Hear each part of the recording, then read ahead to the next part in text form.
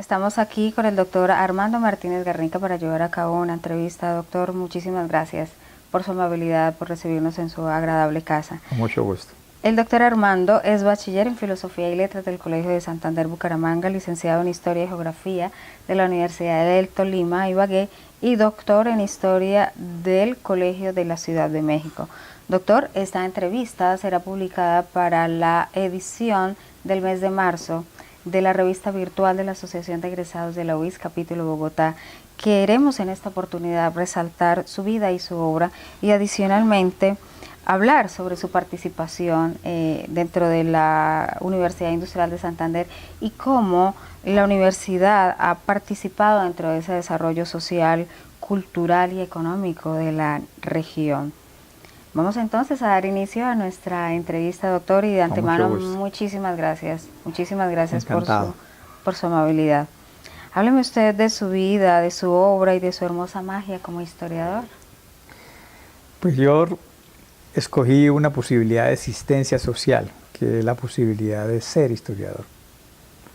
Y me preparé profesionalmente hasta el máximo nivel, y lo que cotidianamente hago es investigar, dado que la historia desde los tiempos de Heródoto es una investigación que se hace sobre las diferentes fuentes que los seres humanos dejan en el mundo. Eso es lo que he hecho en los últimos 35 años y lo que seguiré haciendo hasta que la muerte llegue. Ok, mi querido doctor. Con base en eso, cuénteme qué es la historia para usted, para qué sirve y cuál es la función real de un historiador. La historia es uno de los modos de la representación que tienen las sociedades para vivir en el mundo. La historia no tiene ninguna utilidad porque no es una herramienta como un martillo a la mano. La historia es un producto simbólico, intelectual, que le da sentido a las sociedades. Entonces, la pregunta es, ¿qué sentido le da la historia a las sociedades? Le da el sentido de responder qué fue lo que aconteció y cómo y qué sentido tiene el acontecer de una sociedad determinada. Ese es el sentido que tienen las representaciones históricas, porque no solamente de pan vive el hombre requiere también sistema de orientación en el mundo. Y la historia y la geografía son sistemas de orientación en el mundo para poder vivir en él. Esto es así desde los tiempos de Heródoto, siglo V a.C., cuando aparece la palabra historia, originalmente en griego, y así será por siempre. Es una representación que orienta a las sociedades en el mundo y les da sentido a lo que hacen como comunidad. Hablando de esa orientación de esa sociedad a nivel mundial, ¿cómo considera, doctor, ser un historiador en un país tercermundista? Pues los historiadores de los países muy desarrollados o muy atrasados, muy ricos o muy pobres, hacen lo mismo. Representaciones. Así lo hará el historiador de Australia, como lo hará el historiador de la India, el de Vietnam o el de Colombia. Independientemente del nivel de riqueza acumulada por una sociedad, siempre los historiadores, en cualquier lugar, están fabricando representaciones con el método propio de su ciencia y comunicándola a sus contemporáneos. Me da esto pie para hacerle la siguiente pregunta. Entonces, ¿existiría acaso una diferencia entre un historiador antiguo y un historiador moderno? No, los historiadores se dividen en dos, los buenos y los malos, independientemente de la época. Por ejemplo, nosotros consideramos que el padre de la manera moderna de hacer historia como ciencia es Leopold von Ranke, quien vivió en Alemania y escribió sus libros en la década de 1820 a 1850. Entonces, esa forma rankeana de hacer historia en Alemania en la primera mitad del siglo XIX sigue siendo la nuestra, porque básicamente el método es el mismo. Entonces, hay historias del siglo XVIII muy bien hechas y hay historias del siglo XXI muy mal hechas. Entonces lo que diferencia una historia de otra no es tanto el tiempo, sino la manera como se hizo, el método que se empleó y sobre todo la cantidad de fuentes que los historiadores tuvieron a su disposición en cada momento histórico dado. Ok, perfecto. Y aquí cabría de pronto pensar aquella expresión que decimos, pueblo que ignora su historia está condenado a repetirla. Lo que pasa es que esa frase que se le atribuye a Jorge Ruiz de Santayana está mal construida porque él lo que quiso decir es que el que no conoce su pasado está destinado a repetirlo. No se refería a la historia como ciencia, sino al recuerdo del pasado.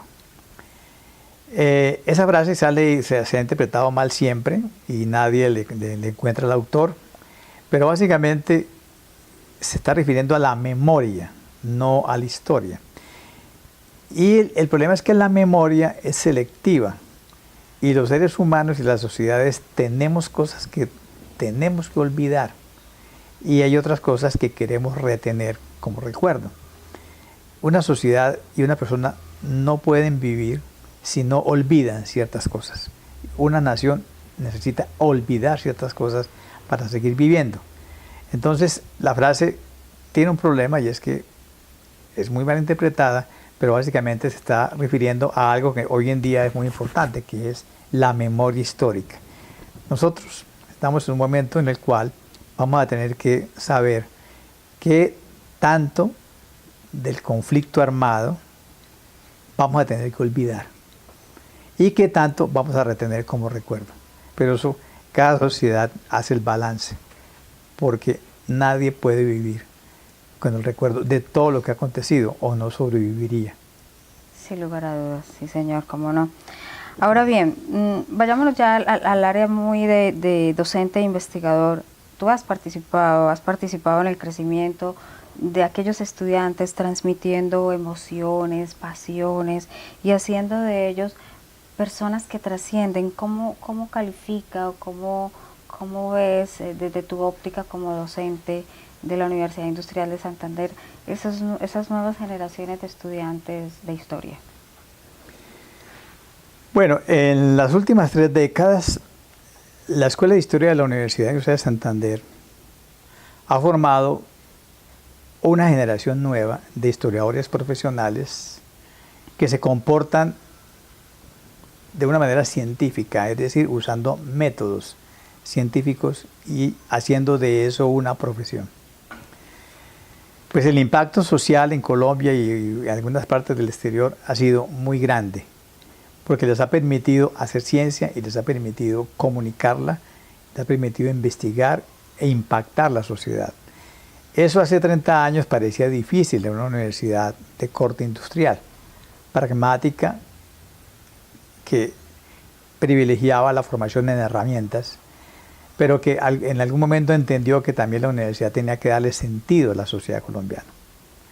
Entonces yo creo que el balance, el balance es muy bueno porque se empezó con un pregrado, a los 5 años empezamos con la maestría y ahora ya llegamos finalmente al programa de doctorado, con lo cual hemos cerrado el ciclo de formación en sus 3 niveles. Y tenemos ya muchos egresados de nivel doctoral, trabajando en varias universidades del país, con lo cual hemos hecho una especie de revolución social, porque les hemos puesto en condiciones de ganarse la vida, mantener sus familias, haciendo lo que les gusta, que es investigar lo que le aconteció a la sociedad. Qué bien, doctor, eso me parece maravilloso. Ahora bien, destaca dentro de tu hoja de vida esa producción intelectual, escribiendo libros, artículos y participando en temas de tipo investigativo. ¿Cómo lograr que esos estudiantes sigan tus pasos y se conviertan en esa generación de profesionales felices? Normalmente hablamos siempre de esa felicidad que todos queremos como profesionales, de destacarnos dentro de una sociedad. ¿Cómo lograr que ellos estén dentro de esa línea, de esa felicidad que queremos? Nosotros les hemos enseñado que la historia, además de ser una ciencia dotada de un objeto y de un método, es también una disciplina. y nos hemos esforzado por introducirlos en los cánones de la historia profesional y en el cultivo de una disciplina, es decir, de un trabajo constante, sistemático, permanente y muy productivo. Es decir, el historiador, para ser productivo, no solamente tiene que investigar, tiene que escribir y tiene que comunicar. La ética del historiador supone que el que tuvo el privilegio de examinar fuentes, los tiene que comunicar y eso hace que sea socialmente útil. Nosotros hemos creado una generación de historiadores jóvenes muy productivos que todo lo que investigan lo convierten en artículos de revista, en conferencias, en libros. Y creo que eso ha diferenciado a esta generación respecto de otras instituciones que no les insiste en la disciplina, en la comunicación, en la escritura. Y creo que tenemos una escuela muy productiva en revistas y en libros. Qué bien, qué bien. Eso nos enorgullece, ¿verdad? Nos enorgullece a todos. Y hablando de esas experiencias significativas y aquellos recuerdos gratos, ¿sientes nostalgia después de tantos años de labores en la Universidad Industrial de Santander? No, porque yo no he parado mi trabajo de investigador. Y aunque ya no voy a un salón a reunirme con ellos para darles clase, sigo con ellos en contacto como director de sus investigaciones y como consultor. Entonces, permanentemente estoy en contacto con los egresados, con los estudiantes, para resolver consultas, para orientar tesis, para disipar dudas, y además yo sigo investigando. Pero no tengo tiempo de tener nostalgia porque yo no me he ido de la disciplina y creo que no me voy a ir. Lo único es simplemente que dejé de hacer la función de docencia masiva, pero la función investigadora y comunicadora y escritor no para. Así que yo, además, no soy un hombre de nostalgias, porque yo soy optimista y pienso que lo que viene será mejor. Cada vez mejor. Cada vez mejor. Así no es. tengo nostalgia de lo que aconteció, porque vengo de un mundo muy pobre, como era Colombia en los años 50, y he visto el salto adelante que dio este país. Perfecto, maravilloso, doctor. Hablemos ahora un poquitín acerca de la participación de la UIS en el desarrollo social, cultural y económico de la región. Para ello quisiera que nos contara, por favor, qué es lo más relevante o lo que debemos recordar sobre la presencia de la Universidad Industrial de Santander como punto de referencia de un claustro destacado en la creación del conocimiento de la región. Cuando uno hace la historia de la recepción de las ciencias en el territorio de Santander y la aplicación de las ciencias a la técnica transformadora del mundo, rápidamente uno concluye que a partir de la década de 1940, la Universidad Industrial fue el sitio donde se recibieron todas las ciencias de la naturaleza, las ciencias sociales y las matemáticas. Por lo tanto, la historia de la ciencia cultivada a gran escala empieza en los 40 con la UIS. Y además, las profesiones técnicas, vale decir, las ingenierías de vocación industrial, como fueron originalmente la química, la electricidad y la mecánica, recibió en la UIS un gran impulso. A partir de los profesores de la UIS, Bucaramanga pasó de un sistema bifilar a un sistema tetrafilar. Hoy en día buena parte del sector eléctrico nacional es controlado por ingenieros egresados de la UIS, de la Escuela de Ingeniería Eléctrica. La ingeniería mecánica transformó también el oriente del país y parte de Venezuela, igual que la ingeniería química. De modo que si uno mira el desarrollo económico de Colombia, va a encontrar que en buena medida es el resultado de estas escuelas de profesionalización que se echaron a andar a partir de 1948 en Bucaramanga. Correcto. ¿Cómo se podría renovar entonces la interpretación de la historia de Santander vinculado con la presencia de la UIS y cómo desde ese inicio a hoy? Antioquia y Santander tienen fama en Colombia de ser las sociedades más educadas. Y todos los indicadores muestran que esa es la clave del desarrollo actual. Y si vamos a decir que Santander es una de las más educadas, eso tiene que ver con sus universidades y la manera como permearon el sistema básico. Entonces, no es posible entender el crecimiento económico, los indicadores de desarrollo social en Santander si no se los conecta con la educación profesionalizante y las universidades. Hay una relación directa y hacia el futuro será así. La riqueza de una nación está directamente relacionada con la calidad y la complejidad de su sistema educativo. Claro que sí. Hablando de esa región pujante, de esos egresados que han participado tanto en el crecimiento y consolidación de esa región, ¿cuál es ese mayor peso que ha tenido la Universidad Industrial de Santander precisamente en la construcción de esos profesionales tan destacados y que han permitido precisamente ese desarrollo en la región? La universidad se preparó en la década de los años 50 y 60 para responder a varios retos que el país tenía. Primero, la reversión de la concesión de mares en Barranca Bermeja y el centro. Esa reversión de una compañía norteamericana a una empresa estatal, que es Ecopetrol, requería la presencia de profesionales formados en la UIS. Y la industria petrolera, como todo el mundo sabe, es la base de buena parte de la riqueza de estas naciones que viven de vender productos de materias primas. De modo que ahí cumplió una labor importante. En la manufactura y en la industrialización del país, en la electrificación, en la recepción de toda la tecnología, la universidad ha jugado un papel determinante. Y posteriormente, también en el desarrollo de una de las características de Santander, que es la oferta de servicios sanitarios, médicos.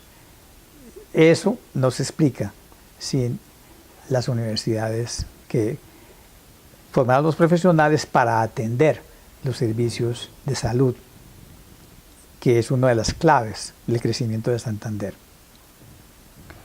Y ya para concluir, ¿cómo los jóvenes de la Universidad Industrial de Santander pueden reescribir la historia? Bueno, se dice que cada generación reescribe la historia. ¿Por qué? Porque se hacen preguntas nuevas y porque se puede acceder a fuentes que antes no estaban disponibles. Entonces, mi generación reescribió buena parte de la historia de Colombia porque tuvimos acceso a unas fuentes que antes no se conocían y estaban disponibles. Y nos hicimos unas preguntas, que es las preguntas que se hicieron en la década de 1960 y que se respondieron o bien con la ciencia o bien con las armas. La historia demostró que la mejor respuesta es la que se da con la ciencia. Y se mostró el fracaso y el daño que hace responder con las armas. Detrás de nosotros viene una nueva generación que probablemente va a encontrar un país sin guerrillas, ojalá sea así, con lo cual tendrán otros retos y tendrán una mayor demanda de indicadores de satisfacción social. Por lo tanto, esa nueva generación que viene detrás de nosotros será más exigente de su calidad de vida, de la calidad de los servicios, y eso hará que ellos, con esas preguntas, busquen nuevas fuentes y cuenten nuevas historias de una manera profesional. Así es, doctor. Doctor Armando, no sabe cuánto le agradezco su tiempo, su amabilidad y su entrevista. La verdad estamos muy complacidos. Muchísimas gracias. Muy amable. Encantado. Un placer inmenso. Muchísimas gracias.